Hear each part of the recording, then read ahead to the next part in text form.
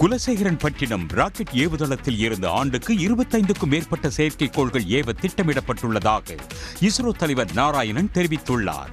இந்திய விண்வெளி ஆய்வு நிறுவனமான இஸ்ரோவுக்கு ஆந்திரா மாவட்டம் ஸ்ரீஹரிகோட்டாவில் உள்ள சதீஷ் தவான் விண்வெளி ஆய்வு மையத்தில் மட்டுமே ராக்கெட் ஏவுதளம் அமைந்துள்ளது.